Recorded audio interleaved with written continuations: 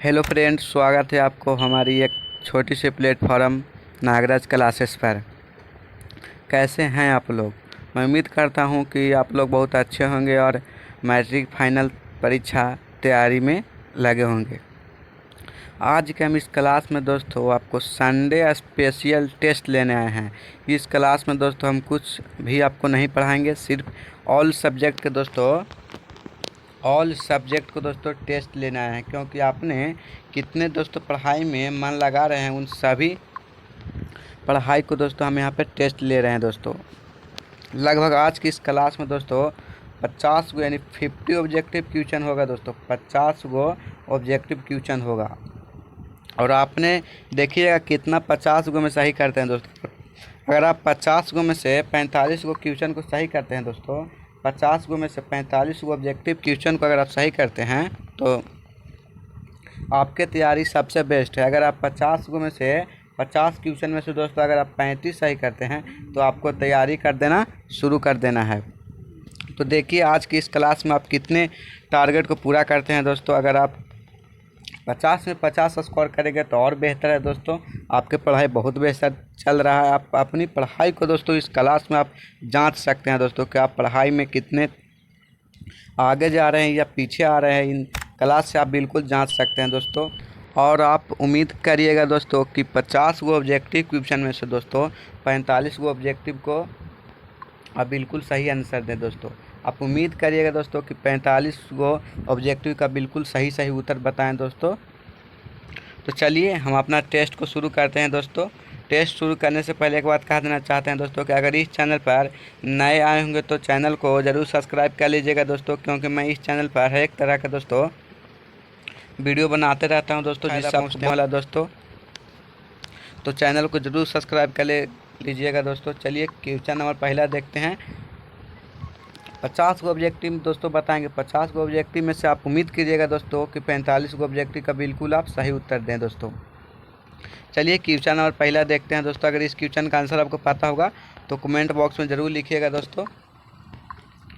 मनुष्य के शरीर की सबसे बड़ी ग्रंथि क्या है? मनुष्य के शरीर के सबसे बड़ी ग्रंथि क्या है दोस्तों, यहाँ पर बताना है।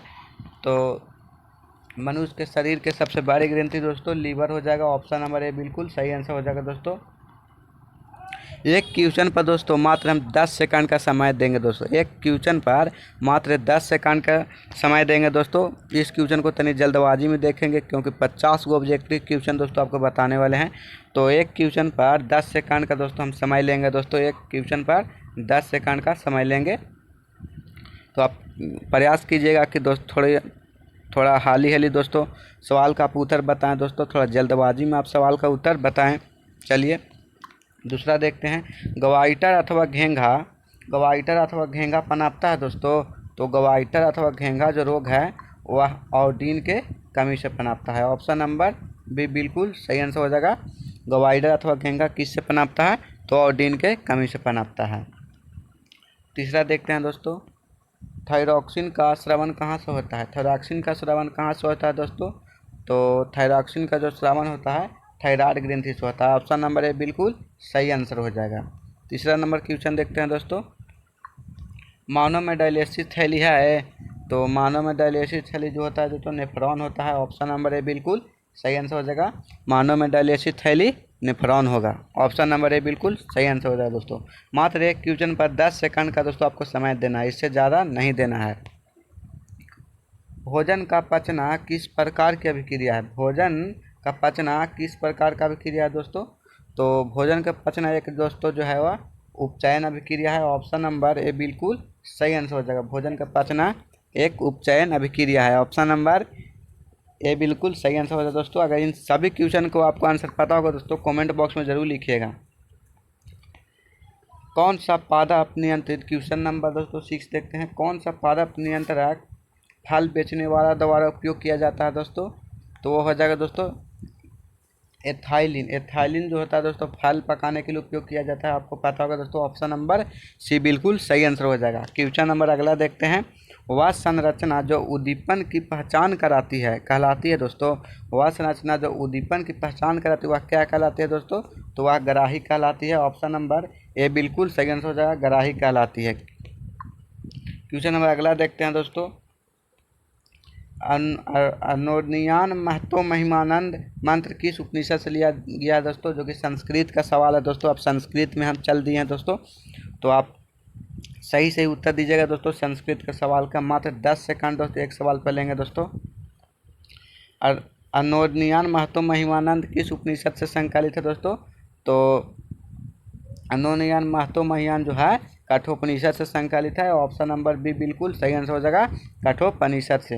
क्वेश्चन नंबर चौथा देखते हैं दोस्तों। नदियाँ नाम और रूप को छोड़कर किसमें मिलती है दोस्तों, नदियाँ नाम और रूप को छोड़कर किसमें मिलती है, तो नदियाँ नाम और रूप को छोड़कर समुद्र में मिल जाती है। ऑप्शन नंबर ए बिल्कुल सही आंसर हो जाएगा। क्वेश्चन नंबर अगला देखते हैं दोस्तों। महान से भी महान क्या है दोस्तों, संस्कृत का सवाल। महान से महान क्या है दोस्तों, तो महान से महान दोस्तों आत्मा है। ऑप्शन नंबर ए बिल्कुल सही आंसर होगा, महान से महान आत्मा है दोस्तों, और छोटा से भी छोटा आत्मा है, याद रखिएगा इस तरह से। क्वेश्चन नंबर अगला देखते हैं। यार संपूर्ण संसार किसके द्वारा अनुशासित है दोस्तों, तो संपूर्ण संसार है जो परमात्मा के द्वारा अनुशासित है। ऑप्शन नंबर बी बिल्कुल सही आंसर हो जाएगा, परमात्मा के द्वारा अनुशासित है। क्वेश्चन नंबर अगला देखते हैं। वेदामेहंत पुरुष महानतम विधेयत नाया, वेदामेहंत पुरुष महानतम विधेय या नाया मंत्र किस उपनिषद से लिया गया है दोस्तों, तो यह जो उपनिषद यह श्लोक है दोस्तों श्वेतरोपनिषद से लिया गया। ऑप्शन नंबर बी बिल्कुल सही आंसर होगा। क्वेश्चन नंबर अगला देखते हैं। मंगलम पाठ कहाँ से संकलित है दोस्तों, मंगलम पाठ जो है कहाँ से संकलित है दोस्तों, तो मंगलम पाठ उपनिषद से संकलित है। ऑप्शन नंबर सी बिल्कुल सही आंसर हो जाएगा, मंगलम पाठ उपनिषद से संकलित है। ऑप्शन नंबर सी बिल्कुल सही आंसर हो जाएगा। क्वेश्चन नंबर अगला देखते हैं दोस्तों। हिंदी में प्रत्येक वर्ष अभिन्नों में कैसा समारोह आयोजित होता था, प्रत्येक वर्ष अभिन्नों में कैसा समारोह आयोजित होता था दोस्तों, तो प्रत्येक वर्ष अभिन्नों में रंग समारोह आयोजित होता था। ऑप्शन नंबर ए बिल्कुल सही आंसर हो जाएगा, रंग समारोह।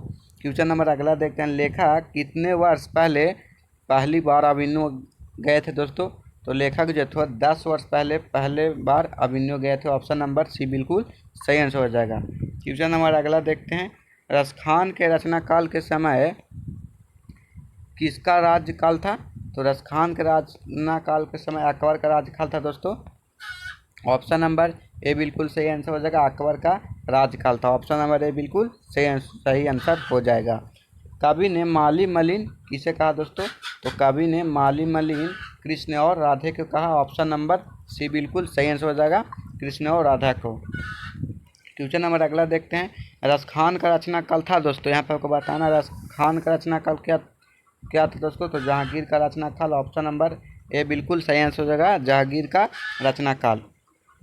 क्वेश्चन नंबर अगला देखते हैं दोस्तों। अगर इस क्वेश्चन का आंसर आपको पता होगा तो कमेंट बॉक्स में जरूर लिखिएगा दोस्तों। क्वेश्चन नंबर 3, 4, 7, 2, 6, 7, 9 का बहुलक क्या होगा दोस्तों, यहाँ पर आपको बताना बहुलक दोस्तों। तो बहुलक निकालने का सबसे आसान तरीका दोस्तों, सबसे आसान तरीका है कि सबसे ज़्यादा बार जो संख्या आया रहेगा दोस्तों वही बहुलक हो जाता है। तो सबसे ज़्यादा बार संख्या कौन आया दोस्तों, यहाँ पे आप देख सकते हैं कि 7 जो संख्या सबसे ज़्यादा बार आया दोस्तों, 7 संख्या जो है सबसे ज़्यादा बार आया दोस्तों। 1 बार, 2 बार, 3 बार दोस्तों 7 आ चुका है संख्या दोस्तों।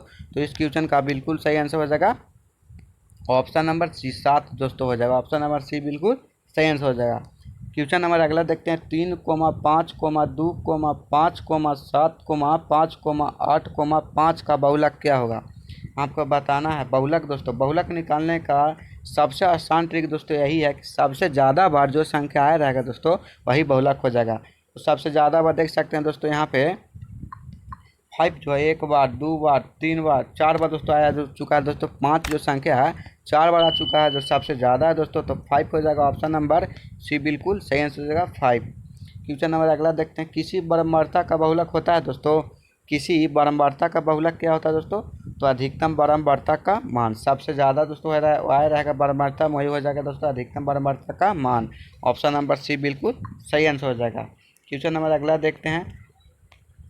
1, 3, 0, 3, 1, 3 का बहुलक होगा दोस्तों। तो इस क्वेश्चन का आंसर दोस्तों आपको कमेंट में लिखना है दोस्तों, क्योंकि मैं आसान ट्रिक बता चुका हूं दोस्तों बहुलक निकालने का। कमेंट में आंसर लिखिएगा दोस्तों। क्वेश्चन नंबर अगला देखते हैं दोस्तों।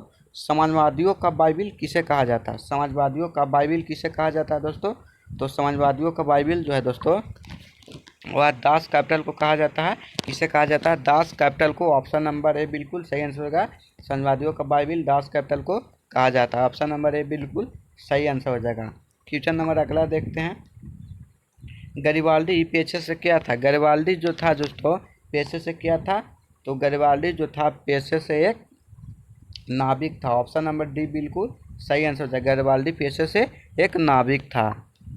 क्वेश्चन नंबर अगला देखते हैं। खूनी रविवार किसे कहा जाता है दोस्तों? खूनी रविवार किसे कहा जाता है? तो 1905 ईस्वी के रविवार को खूनी रविवार के नाम से जानते हैं। ऑप्शन नंबर सी बिल्कुल सही आंसर हो जाएगा दोस्तों। अंकोरा वाट का मंदिर कहाँ स्थित है? अंकोरा वाट का मंदिर कहाँ स्थित है? तो अंकोरा वाट का मंदिर दोस्तों कंबोडिया में स्थित है। ऑप्शन नंबर डी बिल्कुल सही आंसर हो जाएगा। क्वेश्चन नंबर अगला दोस्तों समाप्त हो चुका है दोस्तों। यहाँ पे क्वेश्चन कमेंट में ज़रूर लिखिएगा दोस्तों कि आप कितने प्रश्नों का बिल्कुल सही उत्तर दिए दोस्तों। मैं इस क्लास में दोस्तों लगभग 50 को ऑब्जेक्टिव बता चुके हैं दोस्तों। आप कमेंट में ज़रूर लिखिएगा दोस्तों कि आपने कितने सही प्रश्नों को उत्तर दिया दोस्तों। मैं उम्मीद करता हूं कि आपने 40 को ऑब्जेक्टिव क्वेश्चन को आप ज़रूर सही उत्तर दिएंगे दोस्तों, क्योंकि कोई ज़्यादा हार्ड क्वेश्चन नहीं था दोस्तों। अगर आपसे 40 भी ऑब्जेक्टिव सही नहीं हुआ दोस्तों तो आप समझ जाइए कि आपको बेस्ट तैयारी नहीं हो रहा दोस्तों। आप तैयारी में ज़रूर लगिएगा दोस्तों, आपको बेस्ट तैयारी नहीं चल रहा है। आज का हम इस क्लास में दोस्तों इतना ही दोस्तों बताने आए थे दोस्तों। मिलते हैं नेक्स्ट क्लास में, तब तक के लिए जय हिंद।